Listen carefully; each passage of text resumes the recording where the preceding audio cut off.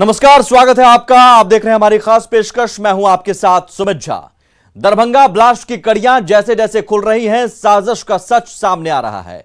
NIA की पूछताछ में लश्कर ऑपरेटिव नासिर ने जो खुलासे किए हैं, उससे जांच एजेंसियां हैरान हैं। पाकिस्तान में बैठे आतंक के आकाओं ने पूरी ट्रेन को द बर्निंग बनाने की साजिश की थी, लेकिन नासिर की एक चूक ने आतंकियों के द बर्निंग ट्रेन प्लान पर पानी फेर दिया।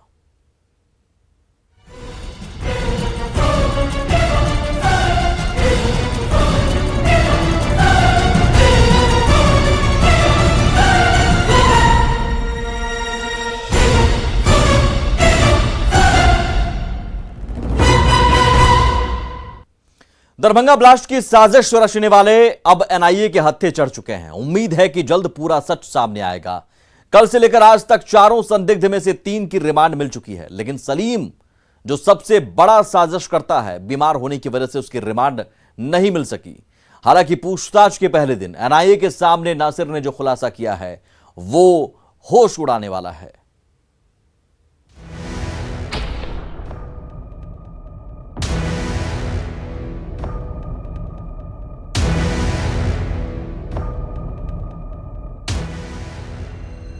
बुजुर्ग सा दिखने वाला, गमछे से चेहरा छुपाता ये शख्स कोई मामूली नहीं है, बल्कि ये वो शख्स है जिसने हजारों लोगों की जान लेने की साजिश रची थी, जिसे अंजाम तक पहुंचाने में कैराना से गिरफ्तार कफील और हैदराबाद से गिरफ्तार नासिर और इमरान ने मदद की थी। लेकिन एक चूक ने नापाक मंसूबों पर पानी फेर दिया और एनआईए के हत्थे चढ़ गए ये 4 गुनाहगार। नासिर और इमरान के बाद संदिग्ध आतंकी सलीम और कफील को एनआईए कोर्ट में पेश किया गया, जहां से कफील को 6 दिनों के लिए रिमांड पर भेज दिया गया, जबकि सलीम को बीमारी की वजह से रिमांड नहीं मिल सकी। उसे फिलहाल जुडिशियल कस्टडी में जेल भेज दिया गया है। इमरान और नासिर को एनआईए ने आज से रिमांड पर ले लिया है। कफील और सलीम की पेशी आज एनआईए कोर्ट में हो गई। पेशी के दौरान एनआईए के वकील ने इन दोनों को रिमांड पर देने की मांग जो है वो न्यायाधीश के समक्ष रखा, लेकिन न्यायाधीश ने सिर्फ कफील को 6 दिनों के लिए रिमांड पे एनआईए को सुपुर्द किया। जबकि बात सलीम की करें तो सलीम जो है वो मेडिकली तौर पे अभी फिट नहीं है। इसकी वजह से जो है वो सलीम को बेऊर जेल न्यायिक हिरासत में भेज दिया गया है। नासिर से पूछताछ में जो खुलासा हुआ है वो होश उड़ाने वाला है। एनआईए के हत्थे चढ़े नासिर ने पूछताछ में ये खुलासा किया है। सिकंदराबाद दरभंगा ट्रेन में बड़े धमाके की साजिश थी। पूरे ट्रेन को उड़ाने की साजिश रची गई थी। नाइट्रिक और सल्फ्यूरिक एसिड से बम बनाया गया था। दोनों केमिकल के बीच एक पेपर रखना था। हार्डबोर्ड की वजह से दोनों केमिकल के मिलने में देर हो गई। देरी की वजह से चलती ट्रेन में ब्लास्ट नहीं हो सका। बम को काजीपेट में ब्लास्ट होना था। प्लान के तहत काजीपेट और रामागुंडम स्टेशन के बीच धमाके की साजिश थी। दरभंगा ब्लास्ट के 16 दिनों बाद यह तो साफ हो चुका है कि धमाके की मंशा क्या थी और उसका रिमोट पाकिस्तान में था। लेकिन यह जानना भी जरूरी है कि अभी और कितने आतंकी पाकिस्तान जा चुके हैं और कितने चेहरे ऐसे हैं जो लश्कर के संपर्क में हैं। न्यूज़ 18 के लिए पटना से संजय कुमार की रिपोर्ट। लश्कर ऑपरेटिव नासिर ने केमिकल बम के लिए सल्फ्यूरिक एसिड और नाइट्रिक एसिड का इस्तेमाल किया था।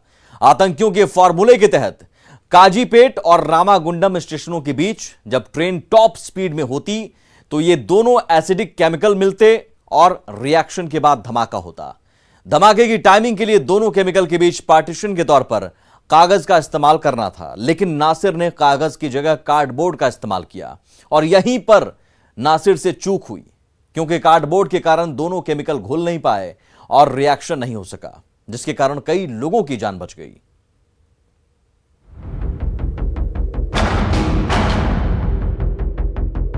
आतंकियों की साजिश थी पूरी ट्रेन को उड़ाने की।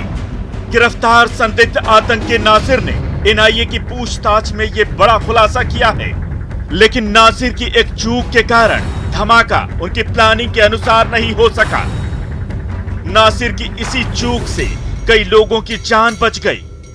आतंकियों ने जैसी प्लानिंग की थी, अगर उसके मुताबिक यह धमाका होता तो Secunderabad Darbhanga express train the burning train बन जाती और न जाने कितने लोगों की जान जा सकती थी। ट्रेन में धमाका हो जाता और प्लानिंग के तहत जो है रामागुंडम और काजीपेट स्टेशन के बीच में ये धमाका किए जाने का प्लान था। लेकिन कुछ चूक के कारण जो है वो ये ब्लास्ट नहीं हो पाया। नासिर से एक चूक हुई, जो नासिर ने अपने बयान में भी जो है एनआईए को बताया है कि जो नाइट्रिक एसिड और सल्फर था उसका मिलान कराने को लेकर के जो स्पेस होने चाहिए थे, कागज़ का जो मोटा परत रखना था उसकी जगह कार्डबोर्ड रख दिया, जिसके कारण से ये ब्लास्ट नहीं हो पाया। दरअसल रामागुंडम और काजीपेट स्टेशनों के बीच इस धमाके की प्लानिंग थी। सिकंदराबाद से काजीपेट स्टेशन की दूरी करीब 135 किलोमीटर है और सिकंदराबाद से रामागुंडम की दूरी करीब 220 किलोमीटर। इन दोनों स्टेशनों यानी काजीपेट और रामागुंडम के बीच की दूरी 85 किलोमीटर है। इसी दूरी के बीच धमाके की प्लानिंग थी। अगर ट्रेन में आतंकियों की प्लानिंग के अनुसार धमाका होता तो उस वक्त ट्रेन अपनी टॉप स्पीड में होती और धमाके से चलती ट्रेन आग का गोला बन जाती। लेकिन आतंकियों के मंसूबे कामयाब नहीं हो सके। लश्कर ऑपरेटिव नासिर की एक चूक से बड़ा हादसा टल गया। सिकंदराबाद से दरभंगा आने वाली एक्सप्रेस ट्रेन को रास्ते में ही उड़ाना था, लेकिन नासिर ने ऐसी कौन सी गलती कर दी जिसके कारण काजीपेट से रामागुंडम के बीच में जिस ट्रेन का धमाका करना था वो धमाका वहां न होकर दरभंगा के प्लेटफार्म नंबर 1 पर कुली के पटकते ही हो गया। आखिर नासिर ने ऐसी कौन सी गलती की जिसके उसका प्लान फेल हो गया। ऐसे में सवाल है कि आखिर कहां हुई नासिर से चूक। जो बम रामागुंडम से पहले फटना था वो दरभंगा जाकर क्यों फटा? आइए इसे समझते हैं। गिरफ्तारी और रिमांड पर लेने के बाद एनआईए नासिर से सख्ती से पूछताछ कर रही है ताकि आतंक की कड़ियों को एक एक कर खोला जा सके और ये समझा जा सके कि आतंकियों ने देश को दहलाने की कैसी कैसी साजिश रची है। पूछताछ में लश्कर ऑपरेटिव नासिर ने बताया है कि जो केमिकल बम उसने बनाया था उसमें कागज की जगह हार्डबोर्ड लगाया था और यही उसकी सबसे बड़ी चूक थी। प्लान के मुताबिक सिकंदराबाद से दरभंगा आने वाली ट्रेन को रास्ते में उड़ाना था और ये 2 केमिकल के मिलने के बाद ये धमाका होता। नासिर को ये साफ पता ये बताया गया था प्लान में कि वो 2 केमिकल के बीच में एक पेपर रखना था और ये पेपर एसिड बन के धीरे धीरे उसको जलाता और पार्सल में ब्लास्ट होता। लेकिन ऐसा ना हुआ। वो पार्सल दरभंगा के 1 नंबर प्लेटफार्म पर जैसे ही कुली ने पटका उसमें ब्लास्ट हो गया। तो नासिर का ये प्लान पूरी तरह से फेल हो गया। किसी भी बम में 2 चीजें अहम होती हैं, एक ऑक्सीडाइजर और दूसरा फ्यूल। इस बम में ऑक्सीडाइजर के तौर पर अमोनियम नाइट्रेट या डेटोनेटर उपलब्ध था, वहीं फ्यूल के तौर पर सल्फ्यूरिक एसिड और नाइट्रिक एसिड था। जो बम दरभंगा ब्लास्ट में इस्तेमाल किया गया उसे आप टाइम बम भी कह सकते हैं। नासिर ने एजेंसियों को बताया है कि उसे इकबाल काना ने ऑनलाइन केमिकल बम बनाने की तालीम दी थी। इस केमिकल बम को बनाने के लिए जरूरी था कि डेटोनेटर के फटने से पहले सर्किट को फ्लेम यानी आग मिले। नासिर ने फ्लेम के लिए बम में नाइट्रिक एसिड और सल्फ्यूरिक एसिड का इस्तेमाल किया। फ्लेम के लिए नाइट्रिक एसिड और सल्फ्यूरिक एसिड का मिलना जरूरी था। इन दोनों केमिकल के मिलने के बाद तेजी से रिएक्शन होता और आग लग जाती और आग लगते ही ट्रेन में धमाका होता। ये दोनों एसिड कैसे मिलेंगे और कितनी देर में मिलेंगे, इसके लिए बाकायदा फॉर्मूला बनाया गया था। फॉर्मूले के तहत नाइट्रिक एसिड और सल्फ्यूरिक एसिड के बीच पार्टीशन के लिए कागज रखना था। यह कागज एक निश्चित समय के बाद एसिड के कारण जल जाता और दोनों केमिकल आपस में मिल जाते। केमिस्ट्री में इसे इरोजन की प्रक्रिया कहा जाता है। दोनों केमिकल के मिलते ही धमाका हो जाता। धमाके की प्लानिंग रामागुंडम और काजीपेट के बीच करने की थी। दोनों स्टेशनों के बीच की दूरी लगभग 85 से 90 किलोमीटर है। दोनों एसिडिक केमिकल पेपर को 2 से 2.5 घंटे में जला देते और फिर चलती ट्रेन में धमाका होता। इकबाल ने नासिर को दोनों पार्टीशन के बीच पेपर रखने को कहा था,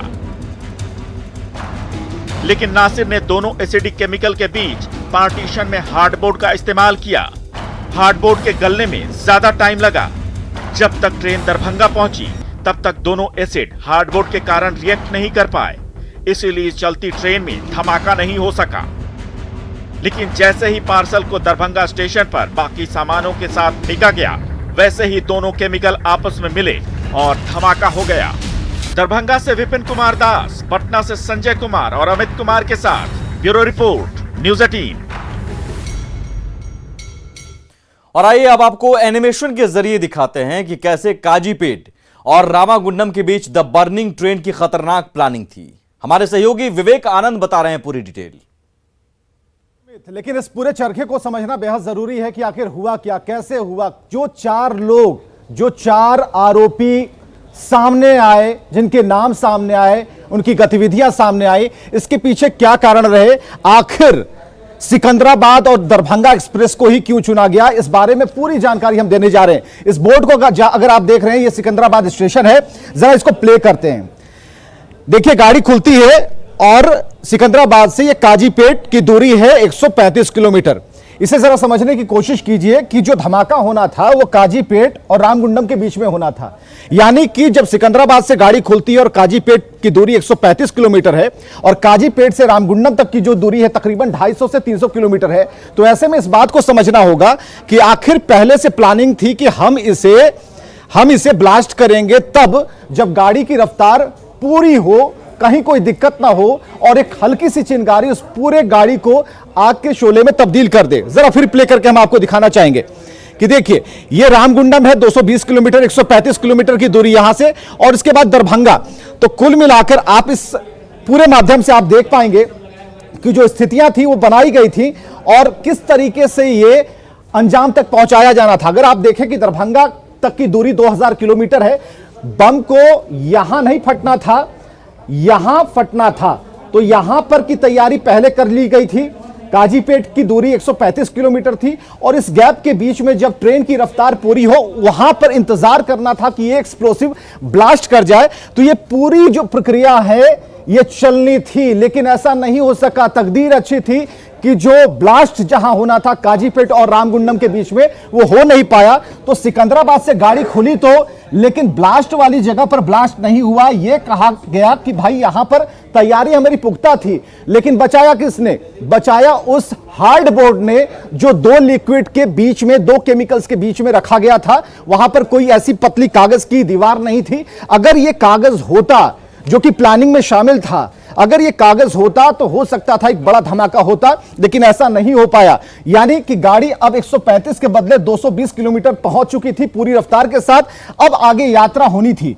अब ये जो 2000 किलोमीटर की यात्रा जो करनी थी ट्रेन को, उसमें छटपटाहट आतंकियों की बढ़ जाती है कि आखिर भाई ये ब्लास्ट हुआ क्यों, ये फेल क्यों हो गया। तो इसके पीछे के कारण आप समझिए कि बस गलती यहां हो गई कि कागज के टुकड़े के बदले जो एक हार्डबोर्ड था वो दो केमिकल्स के बीच में था। गाड़ी पहुंचती है दरभंगा, 2000 किलोमीटर की दूरी तय करके। ब्लास्ट यहां भी नहीं होता। ब्लास्ट कहां होता है? जब ट्रेन की बोगी के अंदर से, पार्सल के अंदर से निकालकर उसे किसी एक जगह पर रखना होता है, तभी यह ब्लास्ट होता है। तो इस पूरे धमाके की जो मुख्य बातें हैं वो हमने आपको बताई हैं और कहां कहां क्या लूपहोल्स रहे इसके बारे में आपको जानकारी दी है।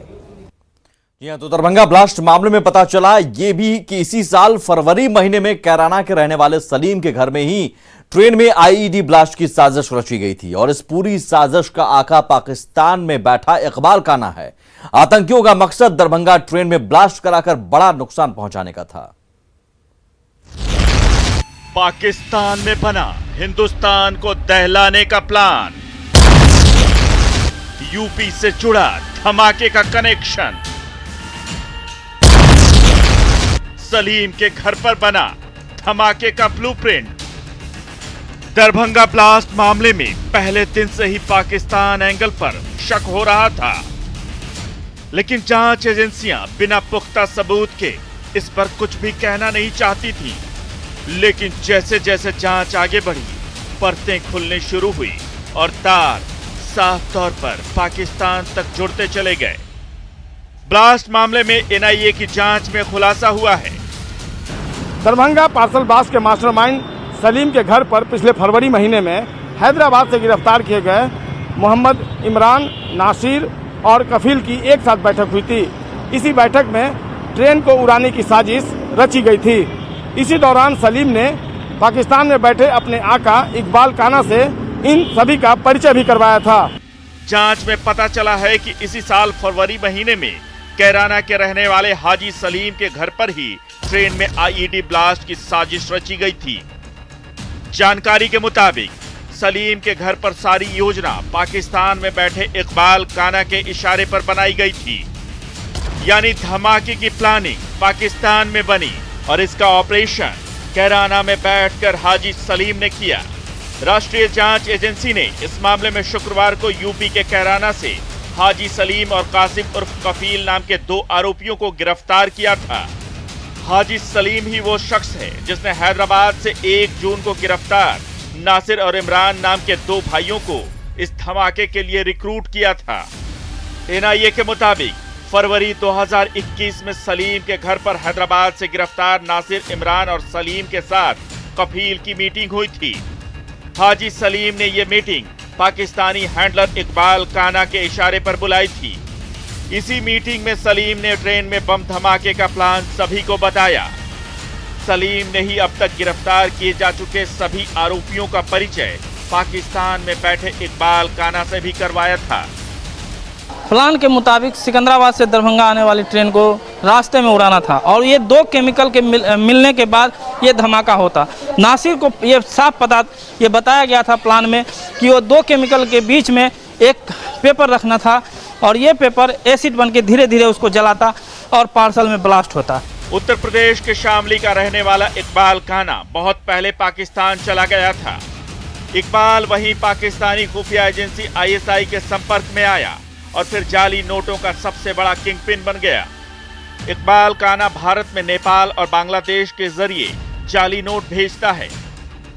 वो अपने आतंकी आकाओं के साथ मिलकर पाकिस्तान से कपड़े और फलों की टोकरी में भरकर हथियारों की सप्लाई भी करवाता है।